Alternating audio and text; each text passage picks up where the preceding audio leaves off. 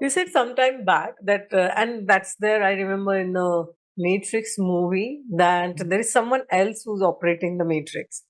But what I understand is that we ourselves created this game so that we can expand our consciousness, and we projected our consciousness in this game so our soul expands and learns. So what's your understanding? Is this kind of game not created by us? Because at the higher level, we we ourselves decided, okay, I'll go through this trauma, this thing, these challenges, and then I will learn and grow, and that's why I need to kind of come in this game.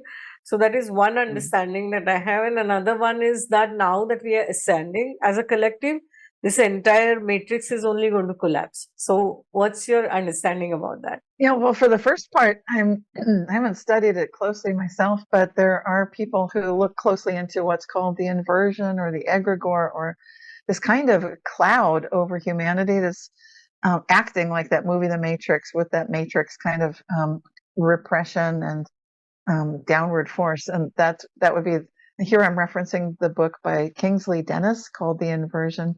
And he references the work of Carl Jung, Rudolf Steiner, and Philip K. Dick, who, he created short stories that turned into movies, which were quite powerful. And all of these great thinkers are aware that there's something very backwards on our planet right now, where departments of education are not educating our young people. Departments of health are not healing the population. It's like whatever it is that the organization says it's doing almost the opposite. It's hurting us, harming us, and keeping us back. And so there's obviously something going on. And then when you're asking the question, are we creating it?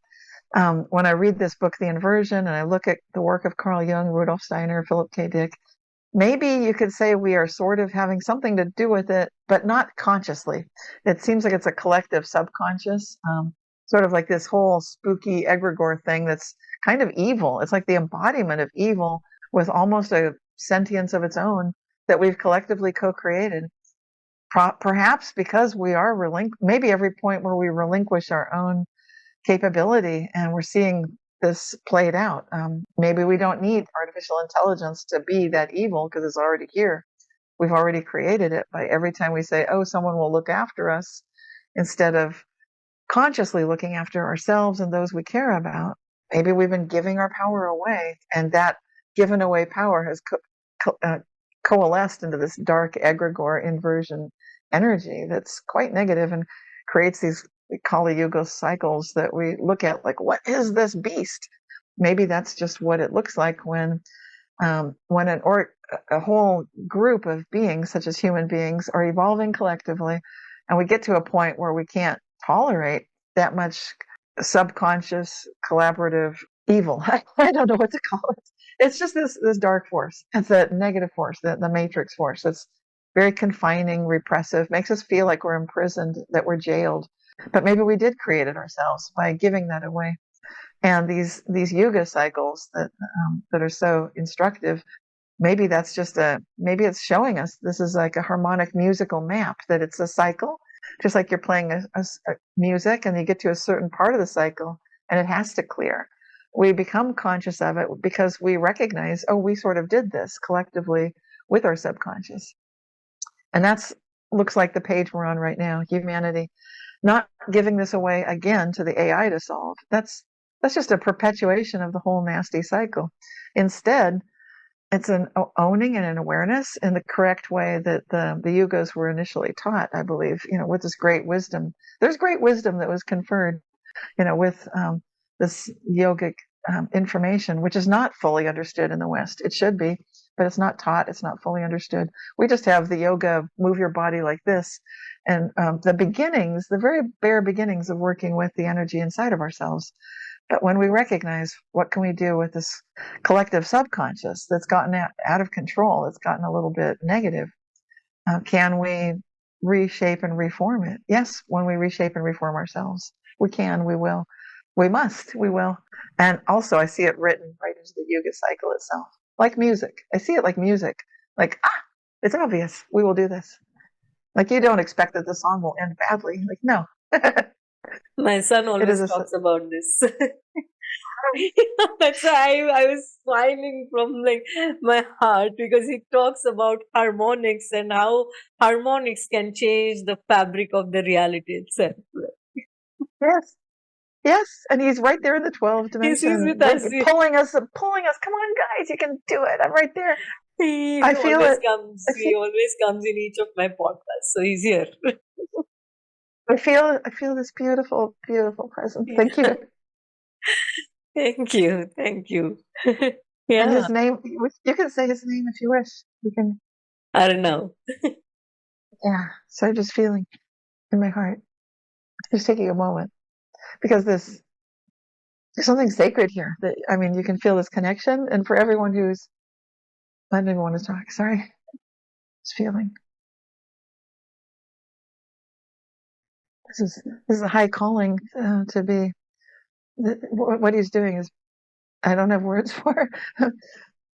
I keep wanting to say something, but I feel like it's lifting, it's pulling, it's like a focal point, and it's bringing so much clarity and light and love. So for all who are willing and who need this connection, and I need it, I think it's good for us to know that we need this connection, because it's okay to need that. It's we don't need to try to create everything ourselves. We can look to those who are already there and say, yes, Yeah. hold this harmonic with us. We will meet you there. This is part of our high calling as humans, to recognize that, not to be so stubborn. That Westerners, I think, are guilty of this, plus talking too much. I'm talking too much. Part of me just wants to feel this energy. Thank you for sharing this too. I really appreciate that you're doing this and sharing. Sure. So, did you get any messages from him? It was very experiential, in the sense of, I'm feeling that this harmonic that he's really intentionally holding and bringing and sharing this with us, so that those of us who can feel it, I'm so glad it's part of this. So this can be an experience for those joining us to feel. It feels, I was feeling as he is, like, can we, he wasn't talking, but he was sending questions, like very soft, very high level questions. So they're not interfering with what I'm doing, but it was a very high level question, like, can you feel this? It was an invitation, like, can I see what he's seeing? He's inviting me to see and feel as he's seeing. What a high invitation that is. And so that superseded, I forgot any questions I would have had for him. And I felt he's connecting with the audience as they come and they hear this. And also not just those who are actually here, but those we connect with. There's this profound ripple effect, Yes. and he's showing me the harmonic of that, and then it's sinking. And then, because of, like, the work that we did before we started this conversation, grounding into the earth, Yeah. the profound connection with the earth herself and the universe. So it's rippling through realities and through the consciousness of the observers, the listeners, and through, it's so far beyond words. He was asking me, can you feel this? Can you see this? And inviting me to pay attention. That's my favorite kind of teacher. He's a high level teacher. He is. He is. And there's so much of love that everybody who comes on the podcast feels that. And he brings other light beings also along. He brings ascended masters, and I'm blessed. Yes. Yes. Yeah. Yeah.